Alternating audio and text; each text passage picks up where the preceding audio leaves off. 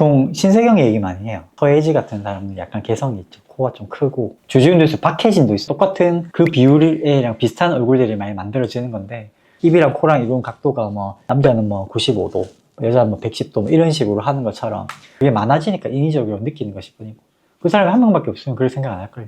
근데 이쁘지 않나요? 그런 비율이. 네, 안녕하십니까. 성형외과 전문의 서형준이라고 합니다. 본판? 아, 맞아요. 환자분, 성형수술은 아주 못생긴 사람을 조금 못생기게 만들어주는 거지 미인으로 만들어주는 수술이 아닙니다 라고 얘기를 하셨던 선배님이 있었습니다. 우리가 미라고 하는 건 주관적이잖아요. 근데 통상적으로 이쁘다고 하는 것들이 교과서에 나오는 비율들이나 어떤 측정치들이 있는 거죠. 근데 중요한 가이드라인이 되죠. 그걸 바탕으로 일단 정상과 비정상을 나눌 수가 있고, 또 상대적으로 약간 유행하는 에스테틱한 관점에서 기준이 아예 없지는 않으니까요. 그냥 마음대로 하지는 않거든요.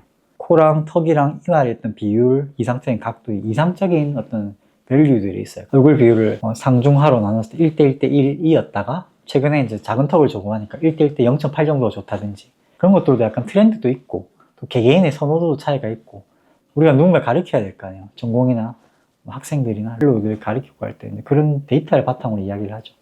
남자는 뭐 95도, 여자는 뭐 110도 뭐 이런 식으로 하는 것처럼 그런 각도들 수치적인 얘기를 이렇게 많이 하는 건데, 코 수술할 때 최대한 오똑하게 해달라는 분들이 있거든요. 코 모양을 만들거나 눈도 마찬가지예요. 너무 과하게 무조건 키워주세요. 앞뒤로 다 터주세요. 그것보다는 이제 이 환자가 원하는 부분에서 타협하는 게 중요하다는, 그거는 의사의 역할이라 생각해요. 코를 무조건 굉장히 단단한 재료나 어떤 특별한 방법을 통해 오똑하게 만들어 놓으면 코 피부가 20년, 30년에서 계속 나이가 들고 얇아지거든요. 20대 때 이쁜 코가 40대 때 이쁠까? 50대 이쁠까? 60대 이쁠까 생각해보면 항상 그렇지는 않으니까요. 다 1대 1대 0.8로 가리키고 그렇게 얼굴을 해야 된다고 하는 건 아니라는 거죠. 가령 예를 들어 이 사람 불만이 없는데 얼굴이 1대 1대 1.1이에요. 그럼 1.1을 굳이 0.8로 맞춰야 돼요. 그럴 필요 없거든요. 환자가 원하는 걸 잘 캐치를 하고 그런 방향으로 갈 수 있게 도와주는 일을 하는 게 성형외과 의사의 역할이라고 생각을 합니다. 옛날에는 눈, 코 이런 게 더 메인이었는데 지금 항노화 쪽이 더 대세죠. 제가 느끼는 건 연령층 높아지죠. 페이스리프팅 수술 이런 거 옛날엔 그렇게 안 많았어요. 계속 이제 수술하면 좀 무서운 거예요. 그러니까 약간 시술, 페이스리프팅, 안면 거상을, 풀 거상을 땡기기보다는 스킨 부스터를 맞는다든지, 울세라, 써마지, 아니면 저희 병원에 세리프 같은 저런 장비를 해서 조금 좋아지게 한다든지, 이런 나이에 시작을 하는 거죠. 투자라고 생각하고. 약간 찾았지만 하고 싶은 거예요. 드라마틱하게 변한다 생각을 버리고 해야 되는 게 시술이에요. 그게 한계점이에요. 드라마틱하지 않아요. 하지만 꾸준하게 했을 경우에 어딘가 모르게 좋아졌네, 뭔가 맑아졌다, 뭔가 이뻐졌다, 이런 느낌을 주는 거죠. 요즘 환자들이 원하는 바예요. 안면 거상은 확 변하거든요. 그 정도는 아닌데 뭔가 너무 관리하니 뭔가 좀 좋아 보인다, 이런 걸 원하는 거죠. 일상생활에 지장이 별로 없고, 수술하면 지장이 생기니까. 옛날에 코 수술할 때 보면 명동에서 이제 선배들이 명동 얘기를 많이 하는데, 80년대 이럴 때 코 딱 열어서 이렇게 기역자 모양으로 된 임플란트 딱 넣고 나왔거든요. 이렇게 딱 생긴 임플란트. 그때는 그게 유행이었어요. 유행이라는 게 저는 어떻게 생각을 하냐고 하면, 유행이 변하는 게 아니라 의학이 발전하는 거라 생각해요. 그때는 그만한 테크놀로지가 없었어요. 수술 기법도 발전하게 되고 넣는 보형물도 바뀌게 되니까 요즘에는 이렇게 맞춤형 보형물도 쓰잖아요. 이 환자, 저한테 수술했던 환자 코 모양을 모델링인 거예요. 그럼 여기에 딱 맞는 CT를 베이스로 만든 거거든요. 그럼 딱 맞잖아요. 3D 시뮬레이션이랑 이런 것들이 과학기술이 개발되니까 되는 거지. 환자들이 저는 비순각은 한 85도, 90도 정도로 해주시고요. 팁은 이 정도로 프로젝션 되게 해주시고요. 내주 프론탈 앵글은 120도로 해주세요. 이렇게 하는 사람 없잖아요. 설명할 수가 없다고요. 자기가 원하는 모양을. 그러니까 연예인 사진도 가져오는 건데, 이런 시뮬레이션 이미지를 해보면 조금 더 약간 이런 느낌이겠구나 하는 걸 알 수가 있는 거죠. 저희 병원에는 이제 그 벡트라라는 장비가 있어요. 부산대학병원에 있을 때부터 그 장비를 이제 도입을 해서 쓰고 있었는데, 그 장비를 이용해서 시뮬레이션 해볼 수가 있거든요. 그래서 환자들이 막연하니까 특히 얼굴뼈나 코 수술 같은 경우는 옆모습이 굉장히 중요하거든요. 그럼 그 옆모습을 대략적으로 시뮬레이션을 해보고 이런 과정들을 하니까 환자들이 조금 안심을 하는 거죠.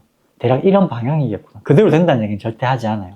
우리가 얼굴 형태를 바꾸는 건 한계가 있잖아요. 한계라는 게 있거든요. 프로파일로플라스티라고 해요. 프로파일이 옆모습을 말하는 말이거든요. 프로파일 하잖아요. 옆모습은 크게 보면 이마, 코, 턱이잖아요. 코 수술하고 턱 수술 같은 경우는 옆모습에 굉장히 많은 변화를 주게 되죠. 양악 수술을 바꿀 수 있는 건 이까지밖에 안 되거든요.